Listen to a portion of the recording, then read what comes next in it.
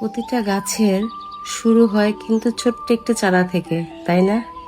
আর প্রতিটা সুন্দর বাগানের শুরু হয় এক একটি স্বপ্ন থেকে। আজ সেই স্বপ্নের আরেকটি অধ্যায় যোগ করতে নার্সারি থেকে বেশ কিছু গাছ আমি সেদিন এনেছি।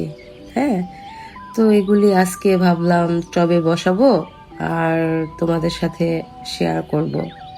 আশা করি তোমাদের ভালো লাগবে।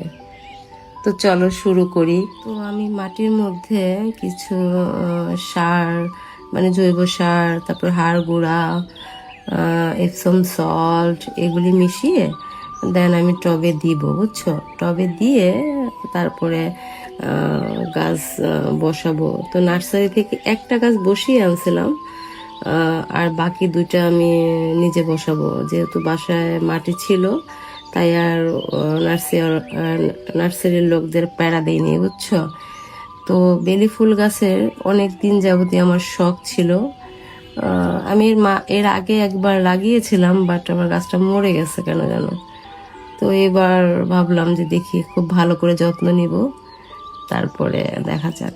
তো এই গাছটা, আমি এই গাছটার নামটা সঠিক জানি না, বুঝছো? নার্সারিতে দেখতে খুব ভালো লাগলো, গাছটা খুবই ভালো লাগছে আমার। তো আমি নিয়ে আসছি। তো জিজ্ঞাসা করছিলাম যে এই গাছটার নাম কি। তো হয়তো উনি বলছে, বাট আমার সেটাও মনে নেই। তো তোমরা কি কেউ জানো যে এই ফুল গাছটার নাম কি? যদি জানো তাহলে আমাকে একটু জানাও তো। আর এটার কিভাবে পরিচর্যা করতে হবে ওইটাও একটু আমাকে জানাও, হ্যাঁ? আর তোমরা তো দেখতেই পাচ্ছ, লাগিয়ে ফেলছে, পানি দিচ্ছি। এখন দেখা যাক কেমন হয়।